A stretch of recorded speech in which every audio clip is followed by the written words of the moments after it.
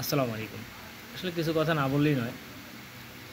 দেশের যখন এই পরিস্থিতি তখন প্রবাসী থাকা কিছু ভাইয়েরা তাদের সুন্দর ভবিষ্যৎ নষ্ট করে দেশের পক্ষে লড়ছেন।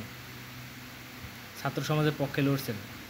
আর এর বিনিময়ে তাদের সুন্দর ভবিষ্যৎগুলো নষ্ট হয়ে গেছে।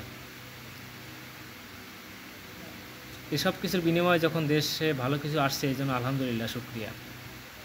তবে খুবই অদ্ভুত লাগতেছে দেশে ভালো কিছু আসার পরে, স্বাধীন হওয়ার পরে দেশ যখন মানুষ সবাই সবার জিনিস চাইয়া নিচ্ছে, কিন্তু কেউ একটাবারের জন্য বলতেছে না যে আমাদের দুঃসময় আমাদের পাশে প্রবাসী ভাইরাও ছিল।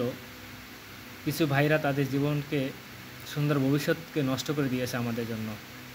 সুতরাং তাদেরকে তাদের সুন্দর ভবিষ্যৎ ফিরিয়ে দেওয়ার জন্য যা যা করা উচিত সেগুলো করব।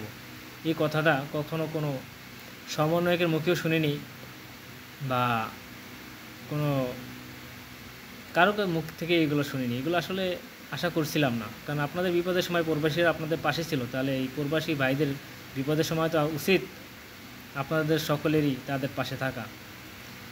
তো আশা করি যে আপনারা এই বিষয়ে কিছু একটা করবেন বা বলবেন, বা সুন্দর কিছু একটা যাতে হয়, এই ভাইগুলো যেন তাদের সুন্দর ভবিষ্যৎ ফিরে পায় সেই চেষ্টা করবেন।